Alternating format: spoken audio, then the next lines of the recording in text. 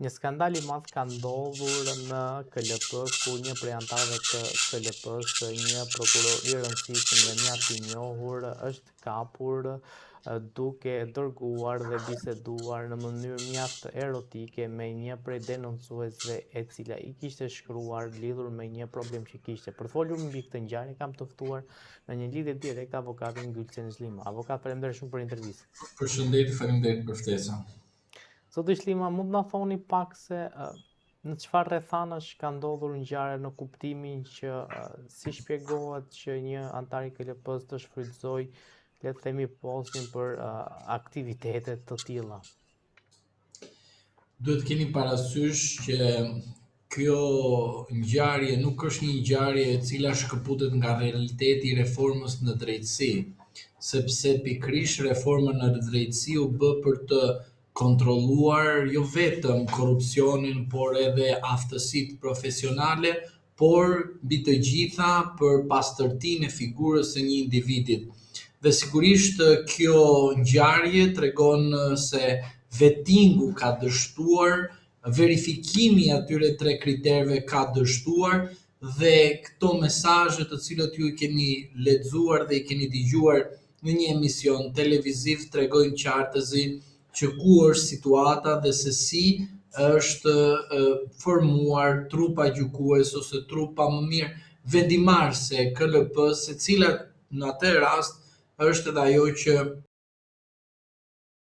bën edhe emërimin e kryeprokurorit të SPAK-ut. Pra, drejtësia e re, e reformuar, e pastruar, e gjelbruar dhe çfarë do lloj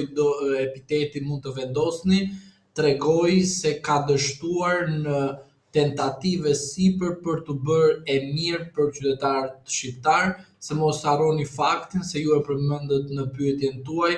pas një ankimi të një ankuese për një rast që ajo ka pasur, personi që kryen një detyrë shtetërore abuzon me detyrën dhe kërkon përfitime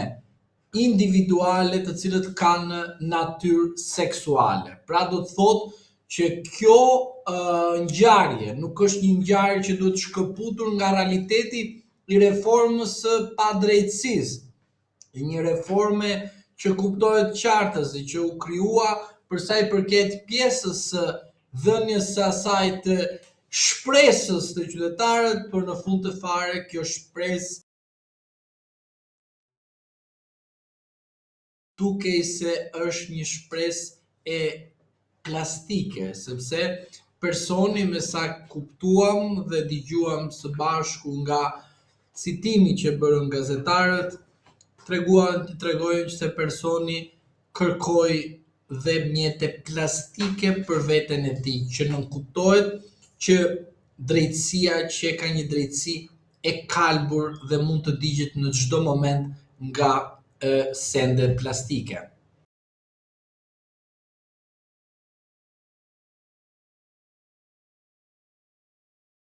Avokat, po çfarë duhet bërë në tilla raste kur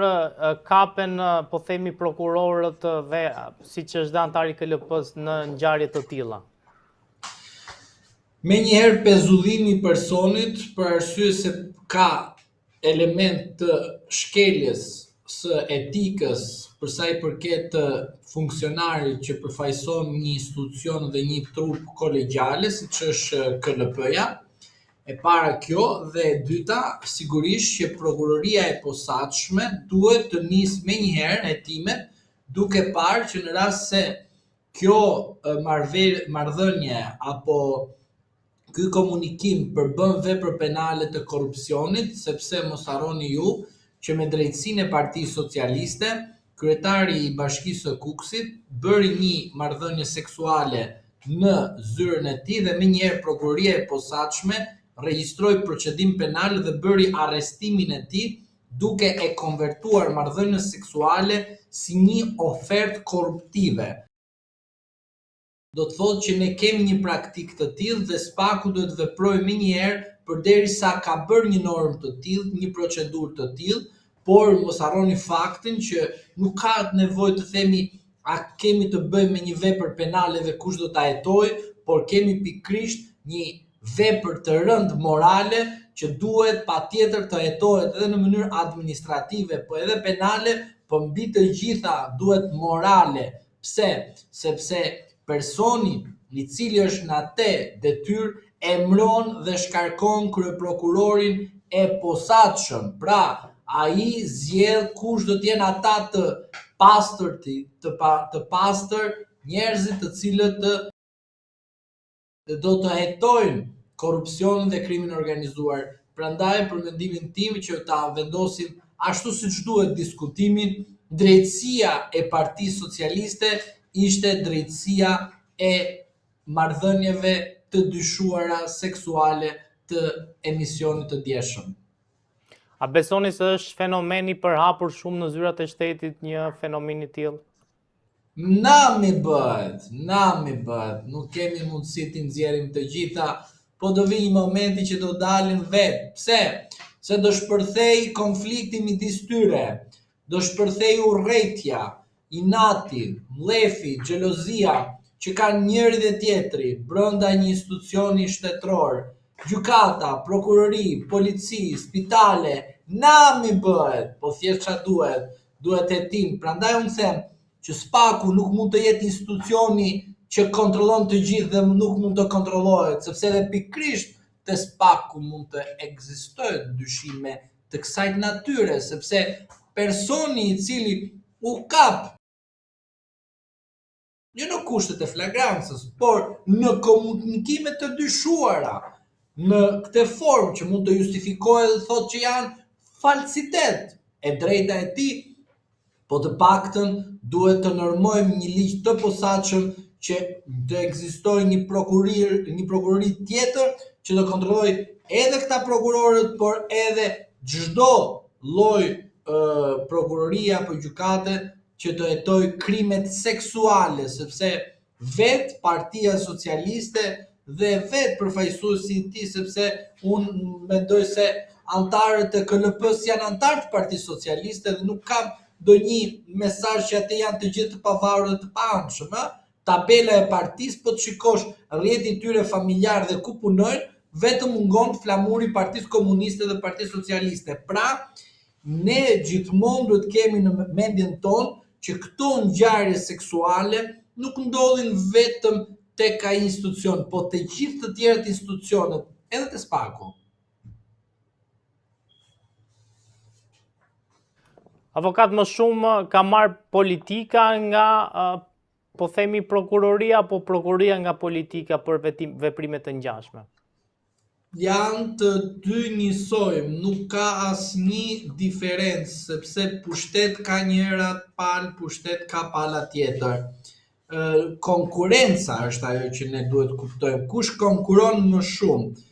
Në rastin konkret, konkuron drejtësia për arsye se mungon morali i dorëheqjes dhe shkarkimi, sepse ju e dini shumë mirë që në rastin e kryebashkiakut të Kukësit dhe një ministri të kohës së Berishës u dha dorëheqja dhe shkarkim menjëhershëm, ndërsa në rastin e SPAK-ut dhe KLP-s së famshme të partisë, ju do të shikoni që konkuron veprimi një dhe e dyta që ne duhet kemi parasysh, fakti penal dhe fakti shoqëror, që do të thotë fakti i rëndësisë së veçantë nuk është i fajshëm personi nga video apo jo,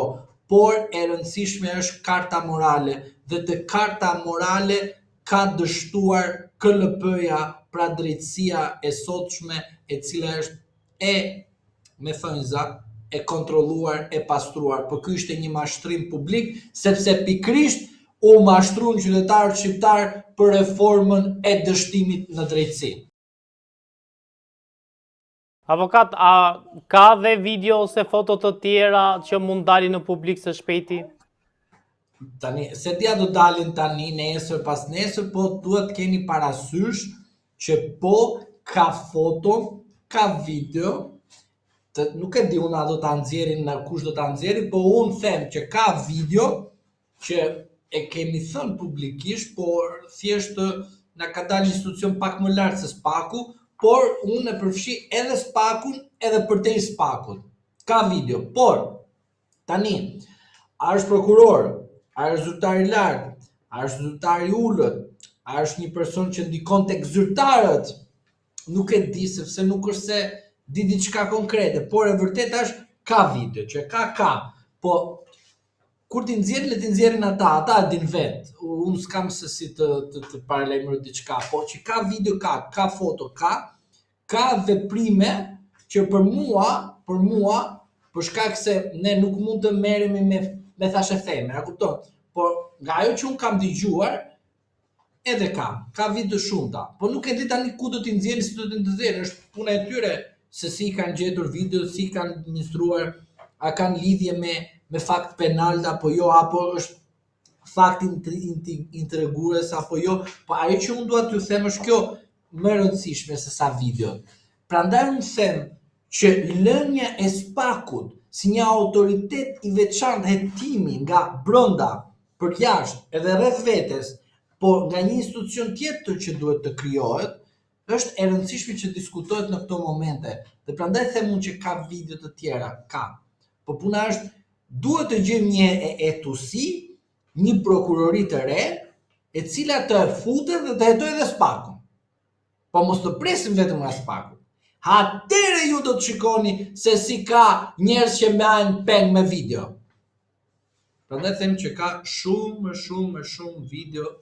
në natyrë seksuale dhe jo vetëm me pjesëtar dhe pjesëmarrës